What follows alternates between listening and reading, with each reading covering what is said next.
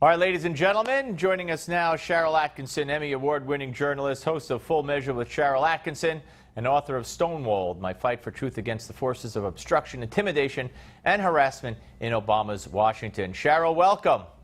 Thank you. So I've been talking about missed opportunity, not explaining things, blowing a chance to really, after such a strong half hour or so, opening the debate on the economy and trade and jobs and having good lines along the way and also finishing strong. I thought he just blew an opportunity, one after the other, to really dominate this debate.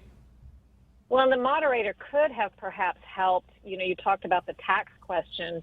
Maybe he didn't want to spend much more time on it, but he could have said to her, are you implying that Americans should seek to pay more taxes than they legally owe under the law?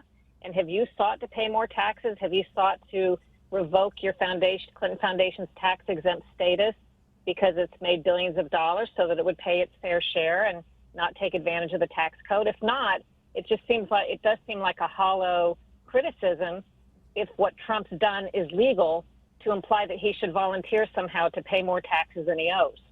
Yeah, well, that is very interesting. Of course, that would be expecting a lot from Lester Holt, who I documented before the debate last night, thanks to the Media Research Center, has a history of being a flaming liberal, if you will.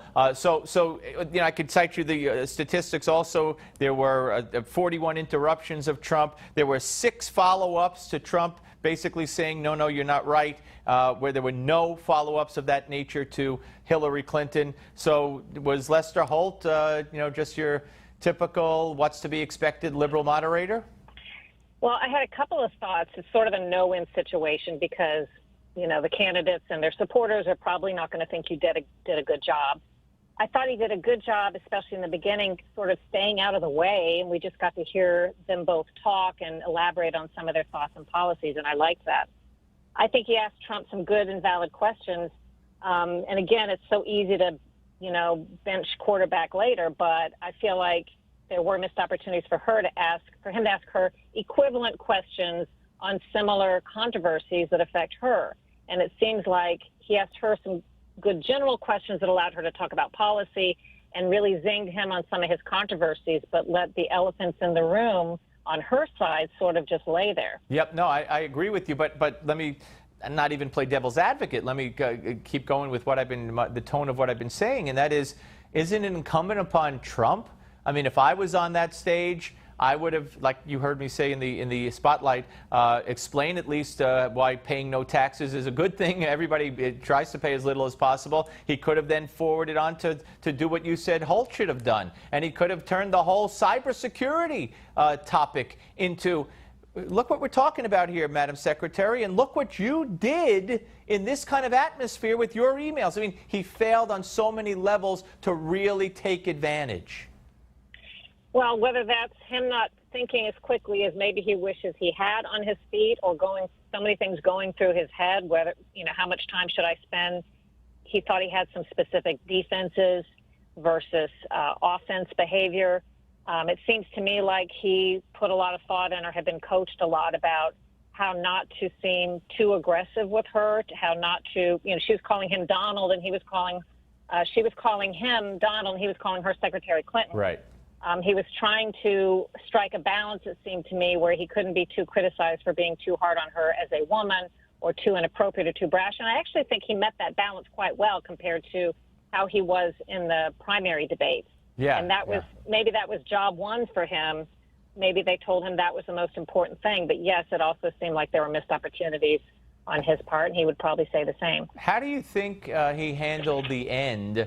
I mean, I thought he, you know, right up until that point, he was winning in the end the way he won in the beginning. But the very end, when then she brought up the, you know, he's called women pigs, blah, blah, blah, and he refrained. He said, something I could say right now, but I'm not going to do it. And then he explained this morning on Fox and Friends that he didn't want to bring up Bill's women and what Hillary did to them, allegedly, in front of Chelsea, as if Chelsea's some little, 13-year-old girl still. What do you think about that strategy? Well, everybody can judge that for themselves. I thought it was probably fine and probably the right way to go. It's almost a no-win situation to get into that. I think she would, it would probably play to her advantage if you're a Trump supporter. You wouldn't really want him to dig too far into that. Hay would be made of it. I also think a lot of women support him. I was at his one of his rallies a week ago. It was filled with women and filled with young people, and so they're not moved by this debate. They see through it. On Hillary's side, they think they know the Trump that he is, and they don't need any more convincing. I'm not sure that whole area is ripe for them to mine. I don't think it's going to change a lot of minds at this point. But Hillary is bringing, there's already this woman that Hillary referred to, this Miss America contestant that that Trump supposedly called Miss Piggy and all that. She's already going to be on CNN tonight. They say she's going to be a Clinton surrogate.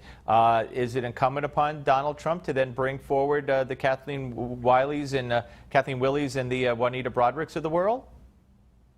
I think that's hard to say. I think a political analyst would be able to handicap that better. I feel like he's in more of a no-win situation with that. The media will embrace, in general, her attempts to controversialize him and his relationship with the women vote. The media will not embrace any attempt he makes to counter that. So it's almost like anything he tries to do, I'm not sure is going to play to his advantage. And I'm not sure any of this makes much difference. It's already, as they say, baked into the cake. The people who like her are going to continue to support her, and vice versa. All right, so tell us what's going to be on Full Measure with Sharyl Attkinson this weekend. We have a great cover story with 3 amazing women who were business women working for a Lehman Brothers company ahead of the mortgage crisis. And I'm telling you, it's like the movie The Big Short. They saw it coming. They tried to alert their bosses and the corporation because they saw what they thought were fraudulent loans and fraudulent documents happening en masse. And wait till you hear what happened to them when they tried to sound the alarm and what's happening with them today. It's a great story. It does sound like a great story. I'm sure it's always a great story on Full Measure. Thank you, Sharyl. Great to talk to you as always.